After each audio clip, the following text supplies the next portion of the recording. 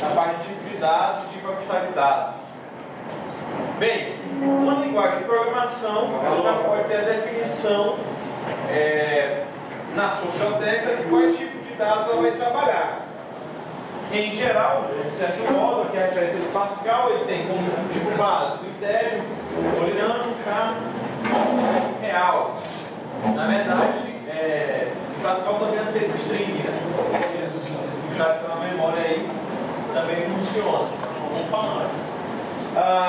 Os tipos estruturados em geral definem uma coleção de valores simples ou agregado de valores de tipos diferentes, como, por exemplo, ser o struct, certo? Vai agregar, pode agregar tipos diferentes, tipos de variáveis de tipo diferente.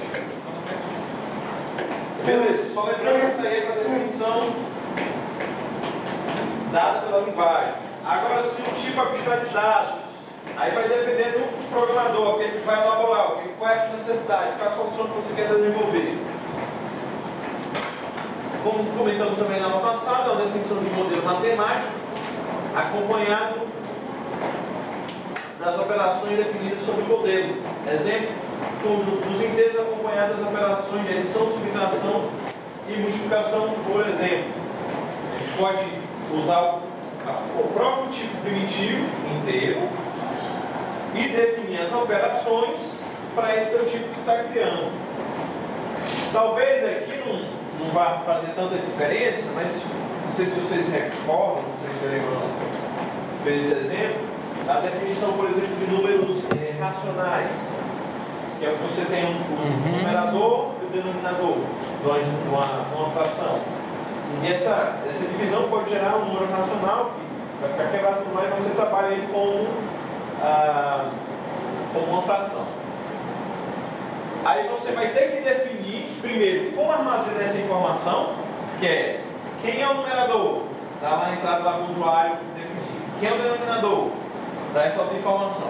Vamos supor que eu criei outro número, bacana, numerador e denominador. Depois você vai definir a operação de adição. Como é que seria a operação de adição? É você pegar os dois números racionais que tem numerador e denominador, fazer o MLC do denominador, dividir por multiplicar e depois fazer a soma do que está em cima, correto? Para poder fazer a operação de soma, tá certo? Ou seja, mas você mantém o teu resultado como uma fração. Aí faz mais sentido você definir para esse teu tipo abstrato de dados essa operação. Vocês concordam? Deu para lembrar um pouquinho aí de como era feito?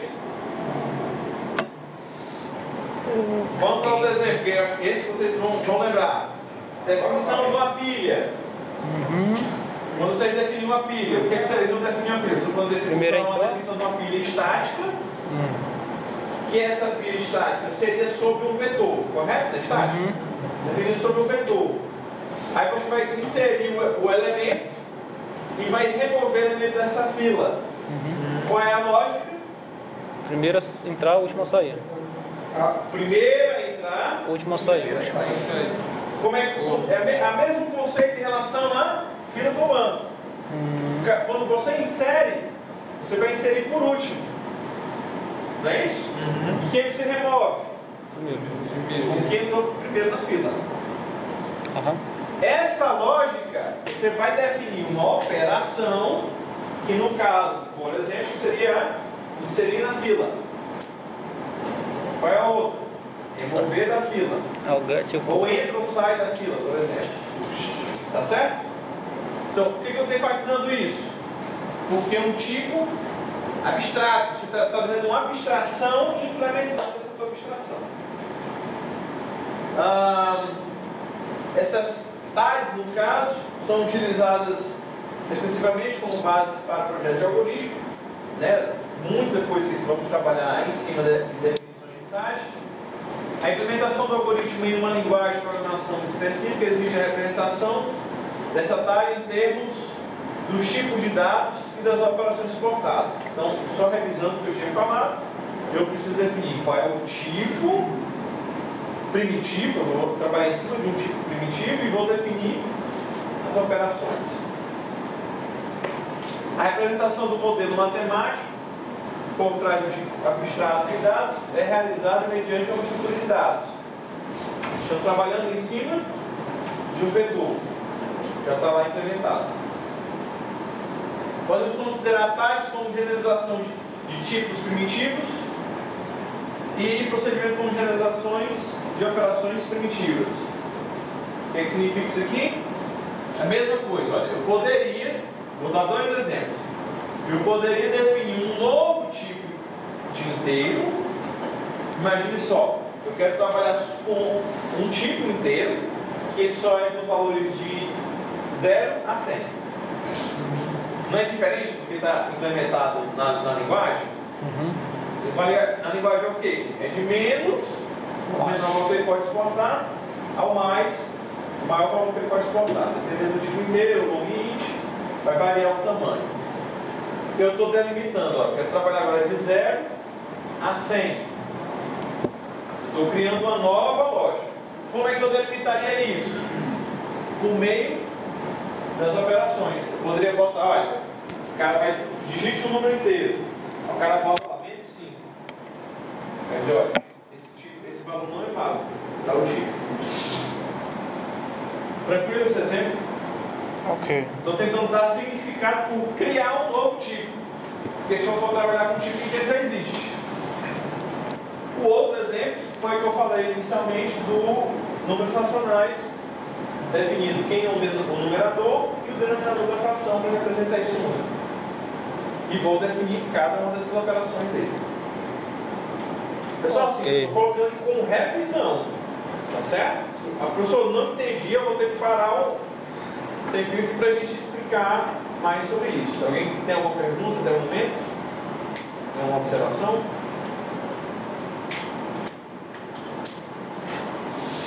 Beleza.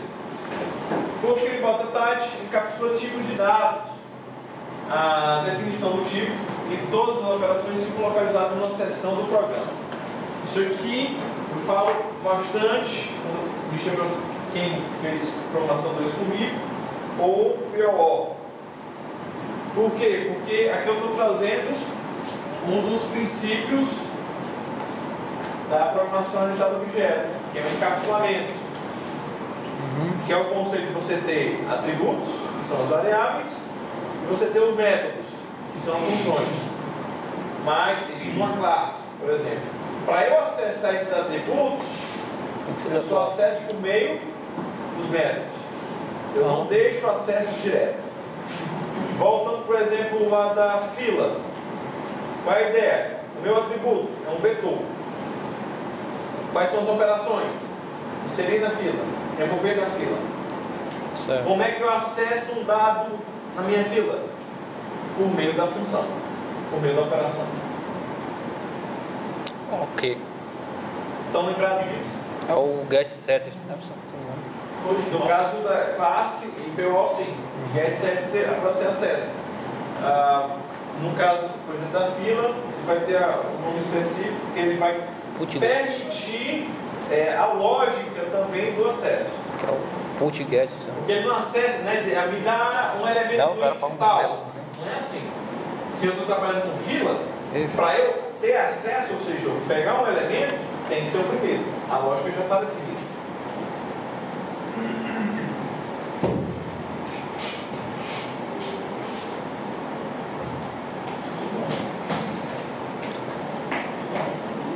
Tá, eu já dei como exemplo aí, vou soltar essa parte. Tá, agora sim, também nós já comentamos um pouco na aula passada, vamos passar para a questão das medidas de tempo de execução em um programa. Quem é que pode ler o primeiro aí? Toda a gente faz isso daí. Pode ler? Medida do tempo de execução de um programa. O projeto de algoritmo é fortemente influenciado pelo estudo de seus comportamentos. Perfeito. Como a disciplina propõe, o que ela se propõe agora não é só uma questão de programar, é de programar de uma forma mais eficiente possível. Então, conseguir avaliar, analisar meu algoritmo e dizer, poxa, ele agora está melhor.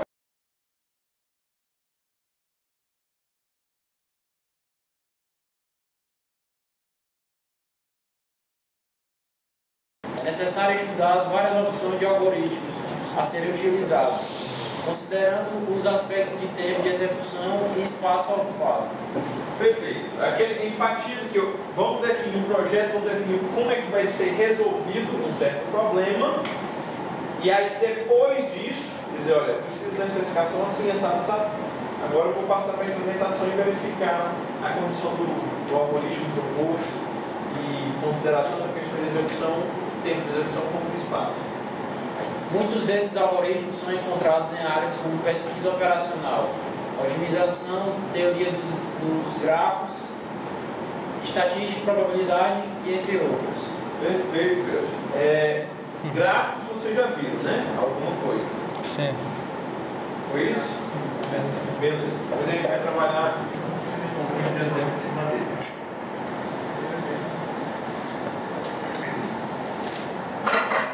Tá, passando aí para a análise do algoritmo em si, no caso de um algoritmo em particular, qual é o custo de usar um dado algoritmo para resolver um problema específico? Como é que a gente vai poder avaliar isso? Através da análise de número de vezes que cada parte do algoritmo deve ser executado e um estudo de quantidade de memória necessária. Que aí seria tanto a avaliação do tempo de execução como do espaço que ele vai utilizar na memória para aquele problema. Imaginem só, talvez podemos ainda cair na necessidade disso, mas isso foi um pouquinho, alguns anos atrás, a memória RAM não era tão farta como hoje. Você resolver problemas que havia muita recursividade, isso significa que você precisa de muita memória RAM. Tá certo? O teu programa ele vai inchar, ele vai crescer por causa da chamada das funções de forma recursiva. Então eu tinha que me preocupar que não é só eu propor a solução, eu tenho que propor aquela que não vai gastar tanto do meu espaço em memória. E quanto à classe, né, de algoritmo que ela vai ser enquadrada, vou fazer análise em cima disso. Qual é o algoritmo de menor custo possível para resolver um problema em particular? Toda uma família de algoritmos deve ser investigada. Procura-se identificar um que seja o melhor possível e coloque-se limites para a complexidade computacional dos algoritmos pertencentes a essa classe. Hoje eu vou mostrar para vocês um problema que a gente vai tentar avaliar dentro dessa classe de algoritmo, que é a definição do valor mínimo e máximo, por exemplo, de um array, né, de um vetor. A gente vai ver tipos diferentes da implementação dele e fazer essa análise da quantidade de tempo de cada um.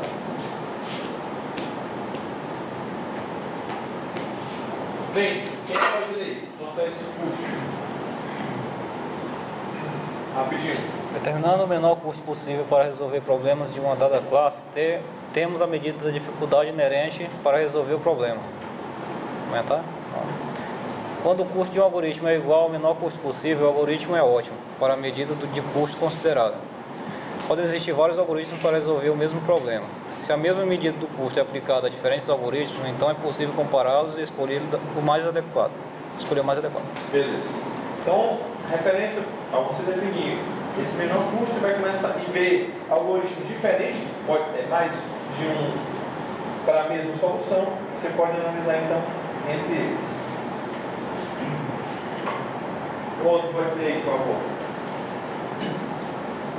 As medidas são bastante inadequadas e os resultados jamais devem ser generalizados.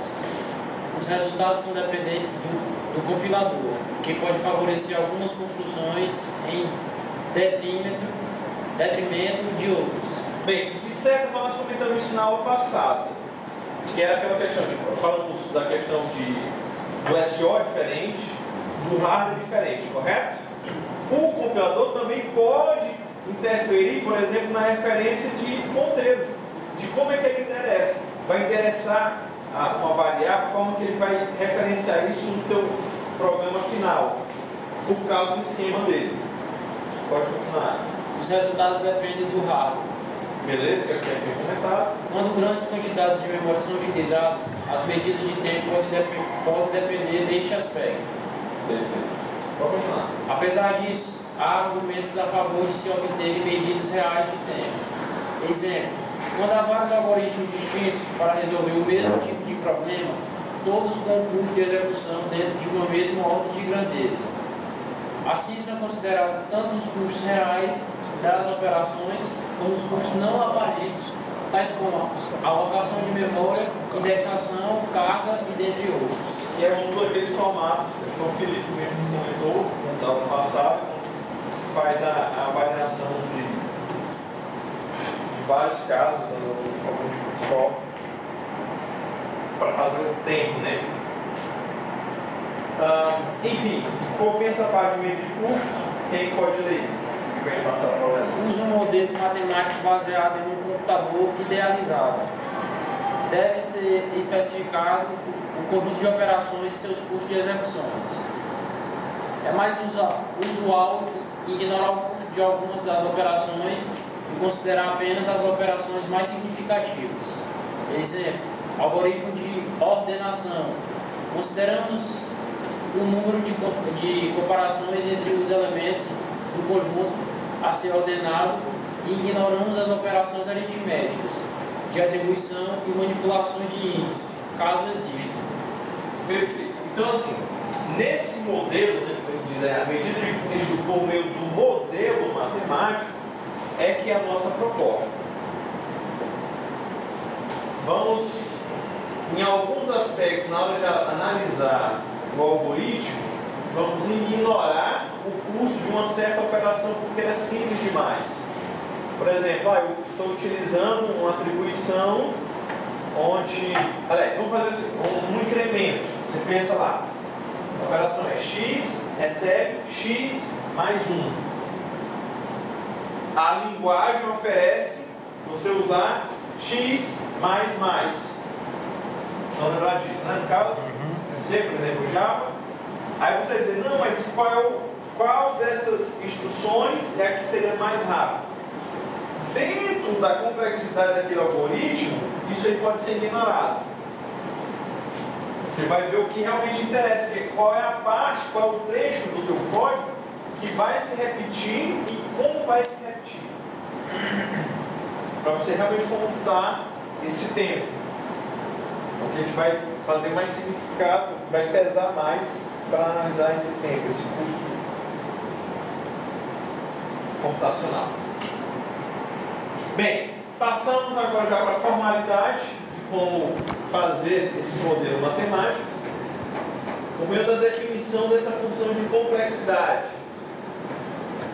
Eu coloquei, para medir o custo de execução de um algoritmo, é comum definir uma função de custo ou função de complexidade.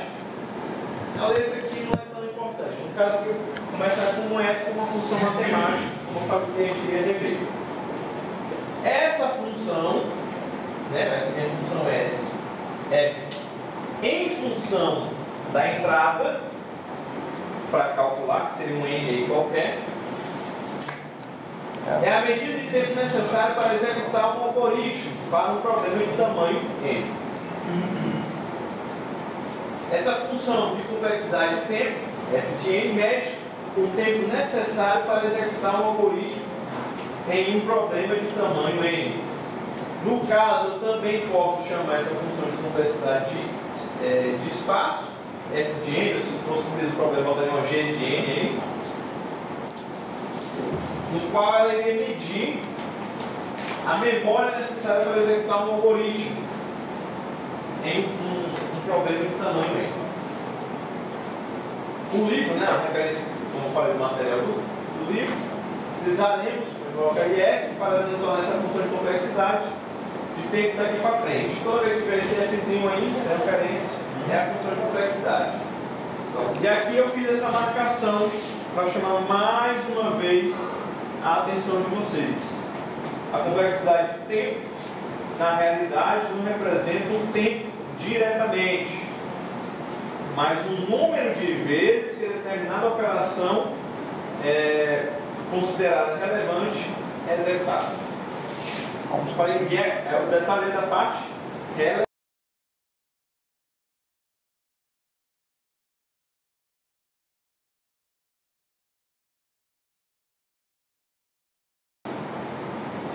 Desculpa, você tinha levantado. Não.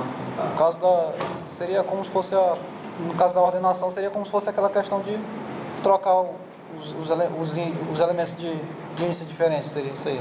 Isso. Que é essencialmente o resultado do laço de repetição. Aí a outra pergunta, no caso, a complexidade, ela só vai se resumir só a esses dois conceitos só? De tempo e de espaço? Isso, exatamente. Mas o tipo de complexidade, de tempo e de espaço. O tempo está se referindo aqui, na verdade, número de vezes que aquele trecho mais significativo se repete. Certo. Não é um tempo, por isso que eu falei lá, não é um tempo de se vai ser em segundos, minutos ou hora. É o número de vezes que vai ser repetido um certo trecho, obrigatoriamente, no teu algoritmo. Tá, então agora vamos passar aí para uma coisa mais legal, né? Significativa. Beleza, vamos considerar aí, o exemplo, na verdade, é identificar o maior elemento. Esse é o meu problema. Eu quero identificar qual é o maior elemento dentro de um vetor, de uma rede, né? Como vocês viram aí, melhor representar. Aí ele coloca o seguinte, vamos considerar o meu vetor, meu array, como sendo uma razão de 1 a n e comum. Vamos dizer essa questão mais fidedigna à matemática já mostra que esse n, com certeza, ele é maior ou igual a 1. Computador, não?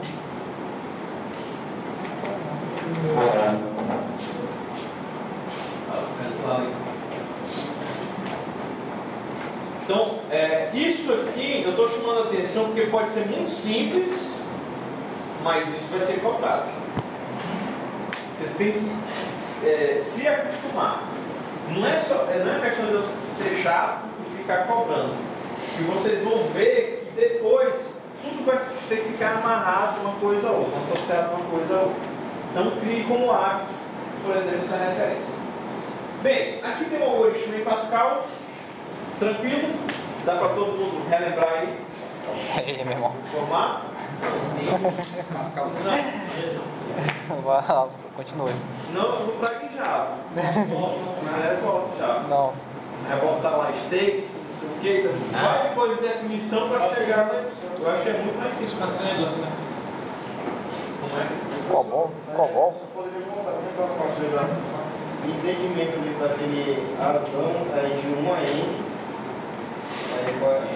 É aquele negócio que deu confusão lá pro Maxwell. É um arranjo. Beleza. Então, assim, qual é o problema, né? Qual é o meu modelo aqui que eu vou ter que representar? Eu quero definir o maior elemento dentro do vetor. Aqui é a definição do meu vetor. A razão, colchete, 1.n. É uma notação. Um arranjo. Porque essa definição não precisaria nem ser a sintaxe do Pascal. Só a notação mesmo. A observação que eu fiz é que, dado esse n, ele tem que ter obrigatoriamente o quê? Maior ou igual a 1. Então, o meu vetor é só de um elemento, que ainda consegue, então, por favor, maior aí, qualquer. Aqui ele não se preocupou com essa questão de memória e dizer que tem um limitante superior, né? Só o inferior. Beleza, olhem aí, todo mundo olha aí para o algoritmo. Eu quero saber se alguém tem alguma dúvida do algoritmo. Desculpa, primeiro você tem alguma dúvida na sintaxe, depois eu explico a ideia do algoritmo. Não.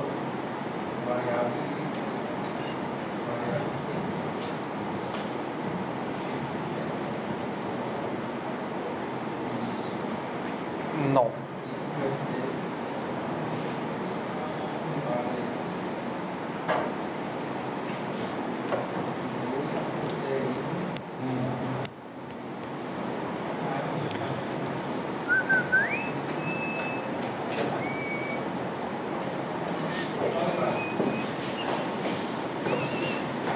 Professor, é bem esse 2 pontos igual recebe. É, atribuição. Isso. Chama. Esse menino depois que aprendeu Python. Aprendeu, pai. Depois que aprendeu Rails. Dá para entender que isso aqui é como se fosse o retorno? Porque ele está chamando aqui que é o nome da função. E aí está atribuindo o tempo e a função do tipo. Tranquilo? Acho que os dois momentos, um seria esse aqui. E talvez o F aqui que está emendado aqui no for. Mas eu poderia quebrar essa linha e colocar embaixo, né? If. O bem-vindo dele é uma chavezinha, né? Não, é bem mesmo. Mas a chave dele é o bem-vindo. Ah, tá. Exato. Tranquilo? Beleza, agora vamos entender. Depois eu explico essa aqui. Vamos para o algoritmo em si. Eu tenho um vetor passado como parâmetro. E para eu fazer o teste, ele implementou assim, ó, pegou a variável auxiliar, tempo, e já colocou nela o elemento da posição 1, considerando que o vetor começa a partir de 1, não de 0, como é ser. Depois de feito isso, agora ele vai fazer um laço de repetição a partir do 2 até o último elemento. Não entendi, professor. Ele recebe o primeiro já. Beleza? Ele fez um laço a partir do 2 até o último elemento. Quando ele faz isso, qual é o teste dele? Se o 1 é menor do que o 2, o elemento, né, claro. Se o elemento 1 é menor do que o elemento 2, então jogo para o temporário o quê? A2. O outro. Segundo De elemento. novo, eu estou procurando é o maior. Então, nesse meu teste aqui da posição 1 para a posição 2, se vencer a posição 2, ela se torna maior. Se não é verdade isso aqui, então não me interessa, porque eu quero é o maior. Certo? Ok. Bacana. Isso aqui vai repetir quantas vezes? Não. Vai repetir N menos 1. Menos 1. Certo? Vai repetir isso aqui N menos 1. Para enfim, quando terminar, vai colocar o tempo no max. De novo, vamos pegar o programa, o algoritmo. Se o maior elemento, vamos pegar imagine aí, um vetor de tamanho 10. E o meu maior elemento ele já é o primeiro. Quantas vezes isso aqui vai acontecer? Uma vez. Todas as vezes. N menos 1. Ele vai lá tudo. Ele vai N menos 1. Não interessa onde é que está o maior. Como é que ele Como é que ele vai vai saber se é o maior? Exato. Aqui, se tivesse uma forma, né, já de identificar, por exemplo, quando você faz diferente de uma busca, né? Aí eu quero procurar o elemento, o valor do elemento é 1000. O valor do elemento em si, né? A posição. O elemento é 1000. Eu sei que ele estaria na segunda posição. E o meu problema agora não é o maior. Eu quero encontrar. Na hora que eu encontrasse ele, fosse verdade, eu podia fazer a saída, não podia? Aí eu não precisava testar com todos. Mas como aqui está implementada a busca do maior, com certeza vou ter que pesquisar com todos. Não tem como fugir disso. Então, beleza. Eu acho que com essa informação dá para a gente explicar aqui o resto. Vamos lá, Cássio? Pode dar aqui pra gente? Lucas.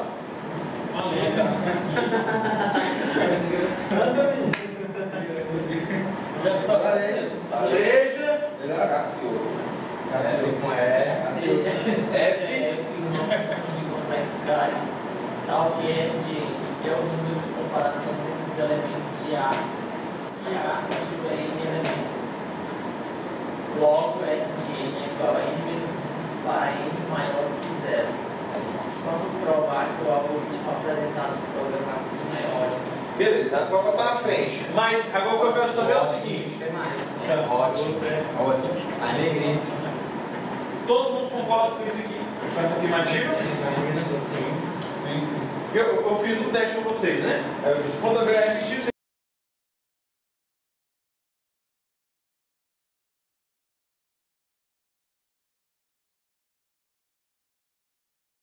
isso aí vai acontecer é n menos 1.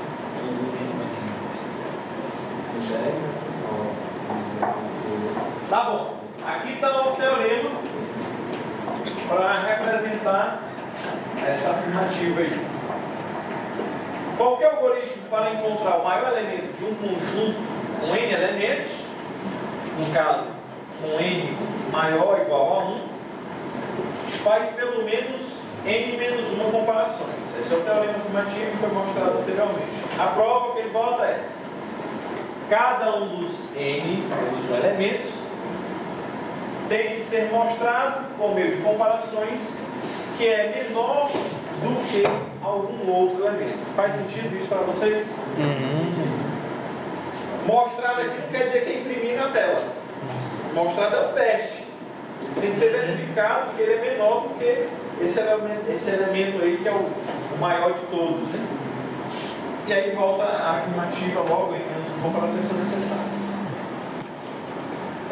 Se a comparação, se o número de comparações for utilizado como média, ou medida, desculpa, de custo, então a função max do programa anterior é ótimo. Porque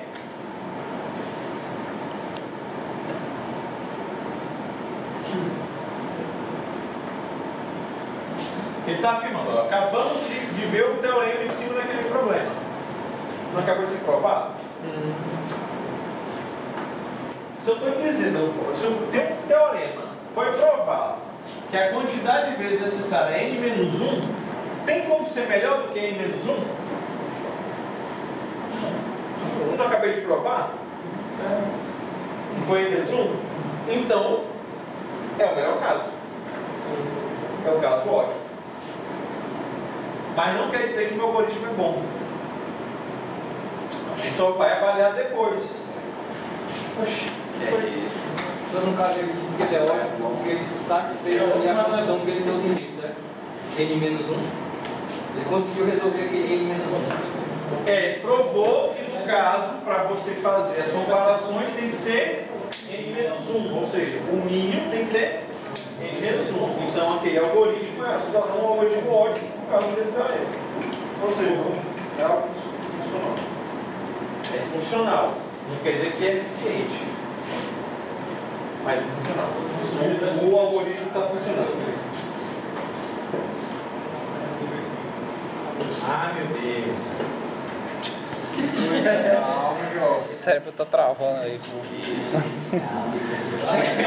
Eu disse no início, bro. Se vocês quiserem tirar, eu tiro o texto. A gente salta logo aqui. Vamos logo buscar o problema. Vamos para a referência. É porque é o seguinte: vamos pra prova logo. Que eu preciso argumentar com vocês é que em relação ao melhor caso, o pior caso e o caso médio. Tá bom?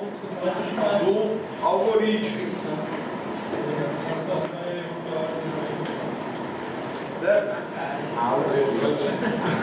Por favor. Tá, depois eu volto aí para tentar fazer mais sentido. Vamos pegar um outro exemplo. Não, depois eu volto. Aí eu mostro aqui só o exemplo. Aí eu volto. Ó, Considere o problema. só qual é o problema? O exemplo aí. São registros de um arquivo. Vamos lá. Considere o problema de acessar os registros de um arquivo. Cada registro contém uma chave única que é utilizada para recuperar registro do arquivo. Isso aí não é nada de novidade para vocês, né? Uma chave primária. Problema. Dado uma chave qualquer, localize o registro que contém essa chave. O algoritmo de pesquisa mais simples é o que faz a pesquisa sequencial. Tranquilo? Beleza. Seja f uma função de complexidade, tal que f de n é o número de registros consultados no arquivo, Número de vezes que a chave de consulta é comparada com a chave de cada registro.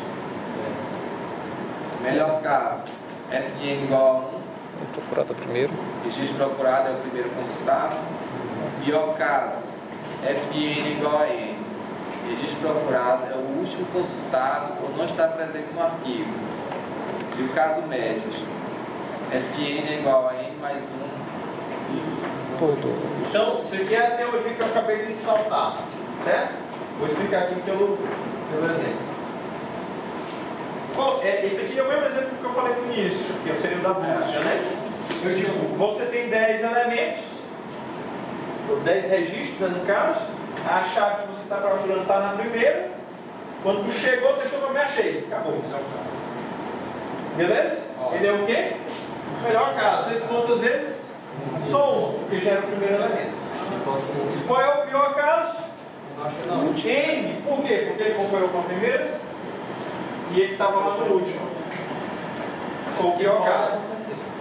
Tem que usar aqueles métodos do pior caso. Certo. E o caso médio, que é como se fosse uma média aí, né? Cálculo médio. Tu tem 10 elementos, ele vai fazer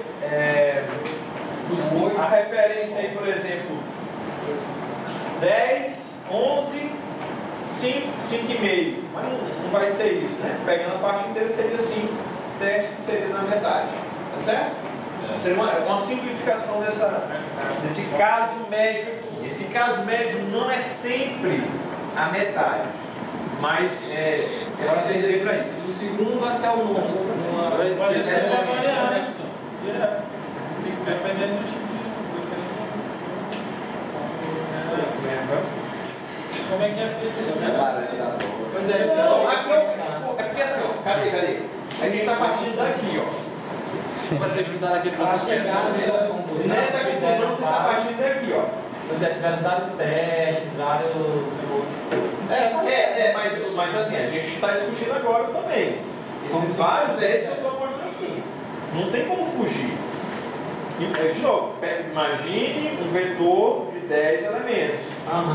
Se o teu registro fosse procurado tivesse no primeiro, com certeza seria 1. Se tivesse no último, com certeza seria N. Aí eu disse agora, por causa do modelo de pesquisa, ser uma pesquisa sequencial, fica fácil de imaginar, o caso médio seria o do meio. Por quê? Porque aí você teria que. Acho que agora eu entendi o que você quis colocar. Como se jogasse os elementos randomicamente no teu vetor, aí qual foi a posição que deu? Ou custo. Deu no 7. Aí outro, deu no 3. Aí outro, no 5. Outro no 1. Tirando essa média de probabilidade, seria em torno do 5. Mas a forma que ele calculou aqui foi tirando a média. Olha um exemplo diferente do que eu acabei de falar. O valor vai ser o mesmo porque a probabilidade ele usou como 1. Por quê? Por causa do problema ser de pesquisa sequencial. Vamos ver aí, quem pode ler?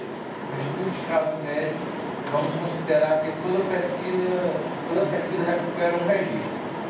Se PI for probabilidade de ter o I registro seja procurado, e considerando que para recuperar o 20º registro são necessárias incomparações. Então, aqui f de n igual a 1 vezes P1 PI.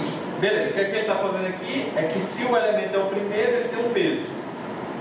O elemento é o segundo é o peso, outro peso. Vai referindo desse jeito. Aqui, ele mostra como obter esse peso. Uma conta muito simples, só pegou e dividiu um pela quantidade. Ou seja, os pesos vão ficar iguais, concorda? Quando ele faz essa conta aqui, que esse peso é igual, ele tem como evidenciar, concorda? Aqui, ó, 1 sobre N, em evidência, é 1, 2, mais 1, mais 2, não é isso? A soma aqui de cada um. Com esse valor, ele tem a forma de representar isso aqui numa série, que é o N vezes N mais 1, dividido por 2, simplifica N com N, voltou o mesmo problema anterior, não voltou? Você entendeu o que você está falando? Não entendi. Não, pois tá bom, deixa eu voltar aqui. Memorizem aqui, ó. Memorizem aqui. Tá certo? Tem evidência que tem que dizer. N mais 1 igual a 2. Não foi esse caso, né? Só quando chega para o desenho.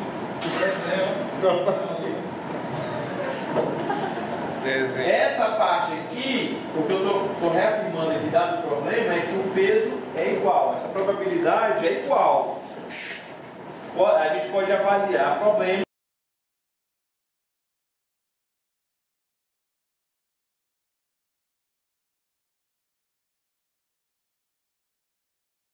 A quantidade. Ou seja, quem é P1 aqui? 1 sobre N. Quem é P2 aqui? 1 sobre N. Não, aí 2 vezes 1 sobre N.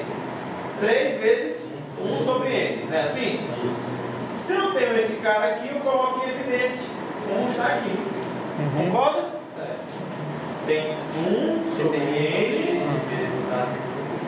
Isso aqui eu tenho uma PA. Que é a forma de representar a série dela. Quando os elementos vezes 6 mais 1 igual a 2. Coloca aqui o N com N. Não voltou a expressão N. N vezes N mais 1. Isso. Dividido por 2. Igual a N mais 1.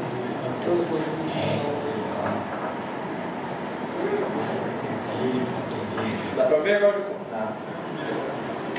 Não, só faço explicação onde ele mostrou, considerando o peso igual, voltou aquele caso médio. Então isso aí eu posso afirmar não, isso aí é a justificativa de como chegou no caso médio. E por causa do modelo do problema, da pesquisa sequencial, o meu peso é igual para cada item, né? Não tem diferença Pode haver situações em que vai ter peso diferente, que vai mudar toda a história. Exatamente. Porque eu afirmei, não é só fazer a média. É para resolver. Ou seja, nós temos que... Agora, aquilo ali era para aquecer. Certo? Aquilo era para aquecer. O primeiro algoritmo. Agora vamos mudar o problema. O problema agora é diferente. Ele está unindo tanto a pesquisa do maior como do menor.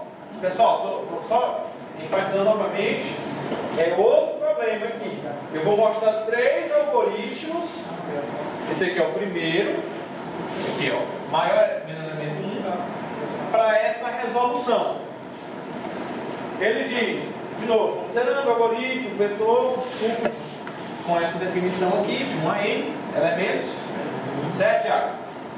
Um algoritmo simples pode ser derivado do algoritmo apresentado no programa para achar o maior elemento. Só que agora eu tenho um mínimo também. O meu vetor foi passado por um parâmetro. Tenho aqui as duas variáveis de referência. E, só para confirmar, é por referência por causa do var. Se vocês fizerem C, ia ter que ter o comercial. Foi, Felipe. Devia voltar lá para você para tentar lá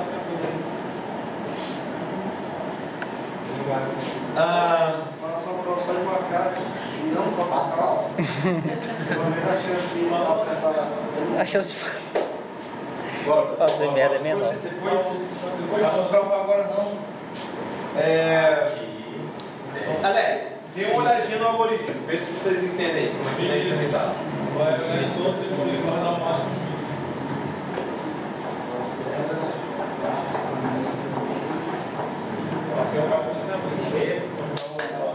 Olha, até o computador desistiu. Vocês vão ter que fazer. O máximo limite. Carregou, foi?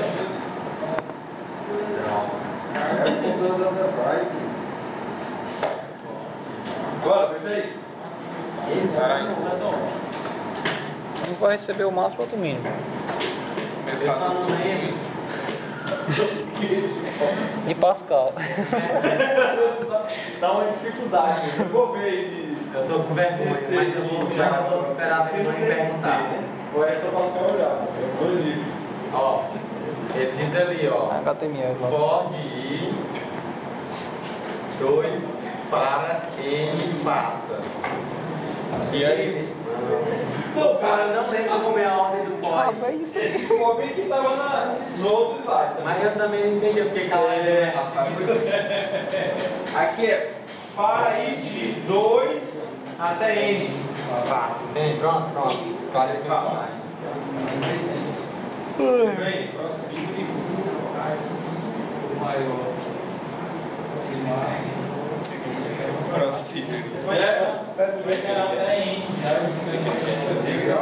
Sei lá.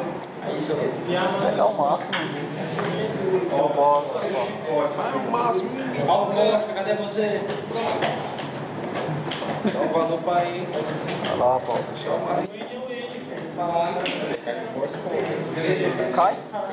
Mentira, esse cai era bom demais. Mentira, doido. Professor. Vamos fazer essa prova logo. Pascal pra ele, pra mim. O senhor pode responder. Não. Paulo de Marco tá se coçando pra responder aqui. Ele e o Jefferson.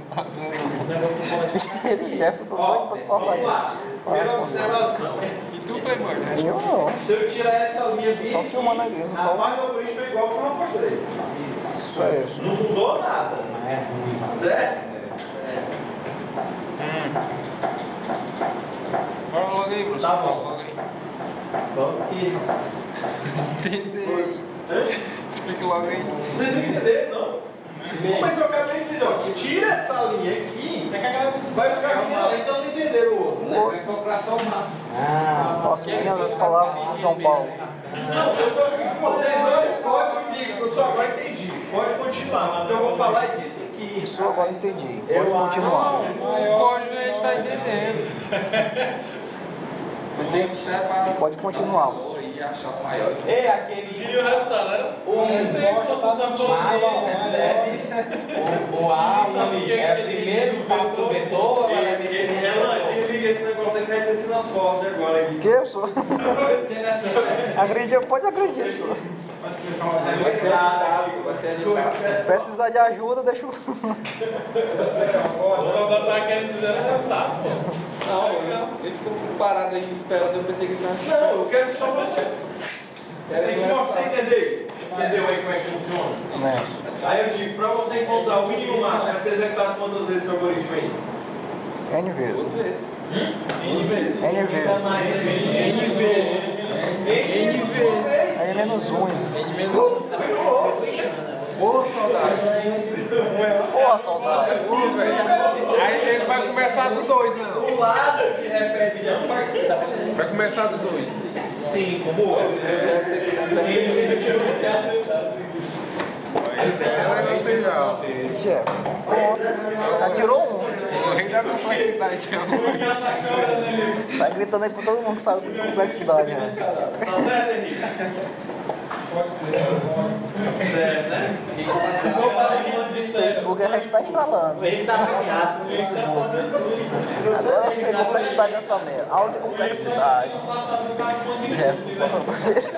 Ele se perdeu no limite. Arubu. Isso que é o foda. Então, beleza, vamos lá, pessoal.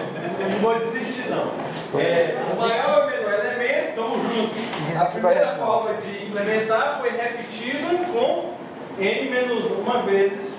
Sim. Não é isso? Não tinha funcionado? Como é que tu falou assim? Que ele. Eu não lembro. É funcional. Era funcional. Ah, se eu tinha uma solução funcional, ele adicionou mais essa altura de código, entendeu que vai ser funcional, vamos pra frente. Isso é muito funcional. Só! Qual é a referência que ele coloca agora aqui para um de operações? Aí nesse caso, só pela observação, ele se torna interessante, porque ele só precisa percorrer a lista de casos uma vez para chegar no Tanto no caso do mínimo, como no caso do máximo. Então, seja essa função, o número de comparações entre os elementos A, se A contém N elementos, no caso ele vai colocar o quê? Log. Vai A ser função que vai acontecer 2N menos dois. uma vez para o melhor caso, pior caso e caso médio. E aí? Agora Professor, esse 2 ali fica 2 2N menos. Ah, Ou ele tem esse 2. tá certo. 2N? Não, 2N menos 2, vai dar a mesma coisa.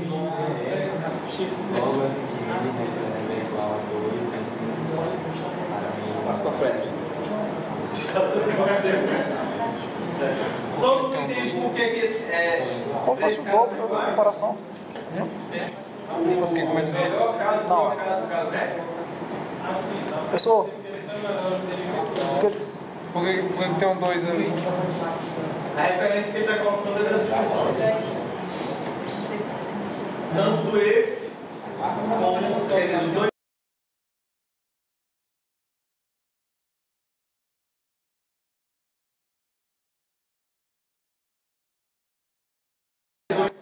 são 2 ifs. Aí como são 2 ifs aí. Mas eu estou colocando aqui essa questão do melhor caso, pior caso e caso médio. Queria saber de vocês concordam? Sim. Tá certo? Quando eu mostrei o primeiro algoritmo, eu não estava falando de melhor caso e pior caso. E como é obrigatório fazer isso, então eles serão iguais. Beleza?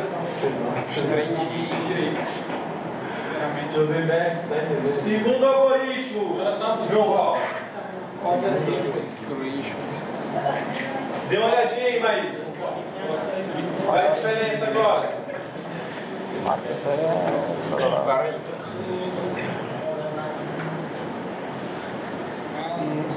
Aí é maior que o Max. Primeiro, se alguém tem alguma dúvida aí na sintaxe, na formação do algoritmo, depois a gente fala do entender. Pra mim é a mesma coisa. Tem 2 ifs. Passa salário. Mas tem. Senão. Max. Professor, é tudo a mesma coisa. Hã? É tudo a mesma coisa. O quê? Como assim, velho? Você está mudando a ordem. Não, olha o algoritmo. Veja aí, tem diferença. Ele iria entrar toda vez, ele iria Fazer as duas Comparações. toda vez duas vezes. A primeira for falsa. Por causa que ele botou a lógica do else, ele vai fazer ou um ou outro. Seria mais eficiente. Mais eficiente. E ele é economizar. Porque é como se você eliminasse o caso. Olha, se é verdadeiro por caso do máximo, por que vai ser verdadeiro o caso do mínimo? Entendeu? Se eu estou com o mesmo número, se eu acabei de identificar que ele é o máximo, por que ele vai cair no caso que é o mínimo? Você vai ficar de novo, né? Não preciso. Eu consigo eliminar isso aqui com else. O outro lá não, estava um debaixo do outro. Sem else. Toda vez ele ia fazer os dois testes. Aí era um verdadeiro aqui, chegava no outro, era lógico que era falso. Você concorda? Então aqui, ó, com o else, ele diz, ó, se esse primeiro caso é verdadeiro, não teste o outro. Nossa, é essa é a diferença. Essa é a diferença aqui. Mais 80. Dá pra pensar em LB não, vamos.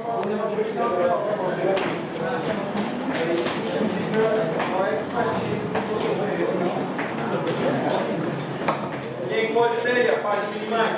O max min, quer dizer? Aí. Max min.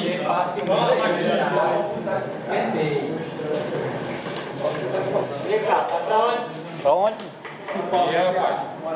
Vai lá, aproveita que o Gerson está com o celular descarregado, vai. Vou passar o material. E aí, ansioso?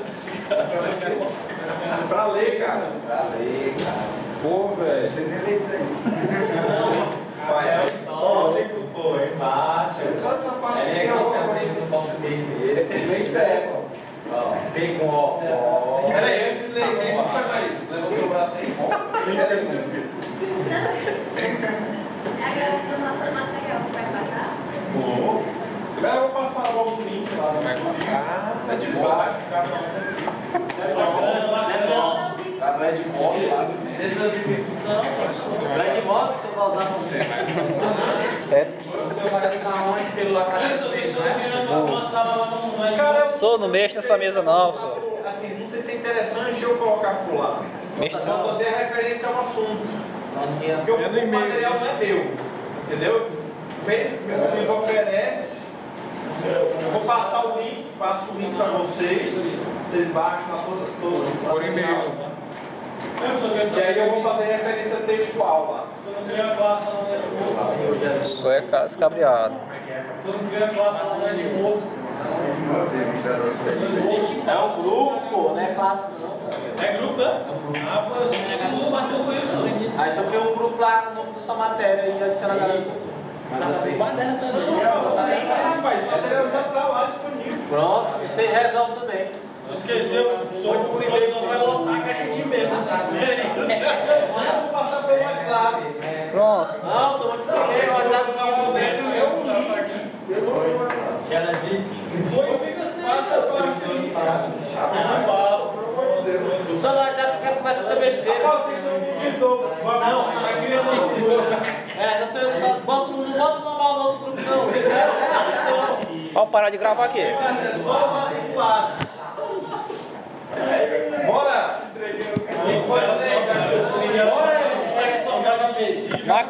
Max Min 1 pode ser facilmente melhorado. A comparação AI menor que Min só é necessária quando a comparação AI é maior que Max.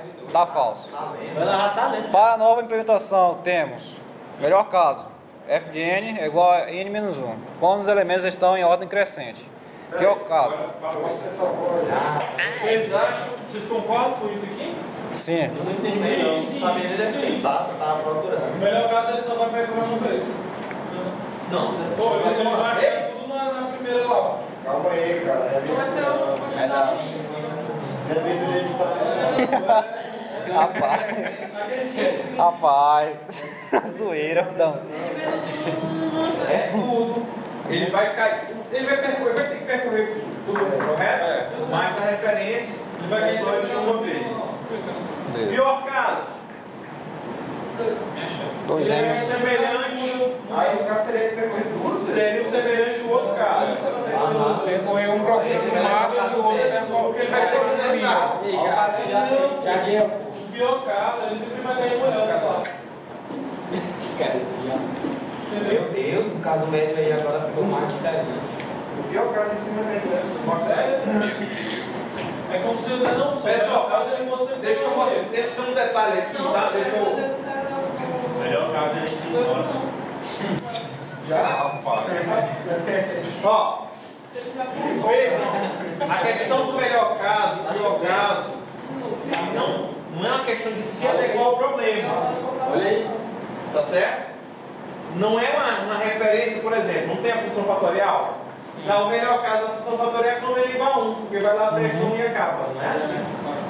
Você faz para um N grande o suficiente para você fazer a análise. Tá bom? Então assim, para esse N tão grande aqui, porque, aliás, por que eu falei disso para vocês? É porque, como eu tenho essa opção de um teste eliminar o outro, não quer dizer que sempre vai acontecer assim. Ele está falando, os elementos do meu vetor em ordem crescente. Se ele já está em ordem crescente, o Max vai ser o primeiro? Vai não. Me responda aí. Seu mínimo. O mínimo vai ser o primeiro? Sim. Vai. Então, beleza. Eu tenho um mínimo. Ele não vai, toda vez que entrar aqui, ele vai falhar, né? No caso. Agora o Max. Ele vai testar o A2. Ele é maior do que o meu Max? Não. Ele vai passar. Esse aqui também não é. Ele vai testar, Como vai, é, rapaz? vai chegar o momento que ele vai atribuir, vai atualizar, né, no caso, esse meu Max. Na verdade, no primeiro caso Ele vai ficar alterar, alterar direto, pessoal. porque esse Max aqui ele é menor do que qualquer outro. É. Né? Estou olhando de outra forma.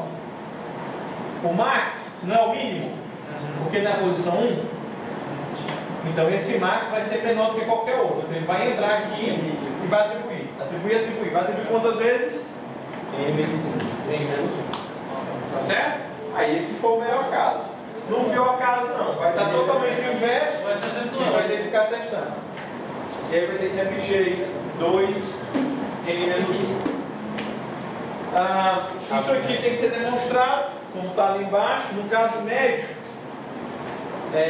esse A aí é o maior do que o max na metade das vezes. Então, o seu teste dele está lá na metade, né? Para identificar qual é o máximo. E aí coloca aqui como log, seria o do melhor, mais a referência do maior, que não colocou aqui completo, já vai. Entendi.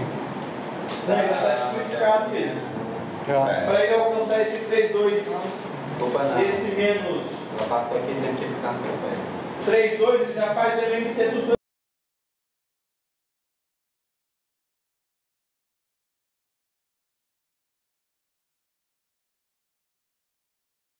Dá para entender rápido aí? Entendi não. Ele vai fazer o caso médio. Ele vai pegar esse, mais esse e dividir por 2. Quando ele divide por 2, ele simplifica 2 com 2 de baixo, ficou esse aqui. E esse aqui dividido por 2. Beleza. Beleza? Faz ele, caso aí o MMC, chegou nesse caso médio. Beleza. Tá. Próxima aula. Enfim, mas aí eu vou deixar já para vocês estudarem. Mas eu acho Veja o caso 3. Mande o material, pessoal, no e-mail isso aí. Vou passar já. Calma, rapaz. Tá estressado. Eu olho de lá. Calma, rapaz.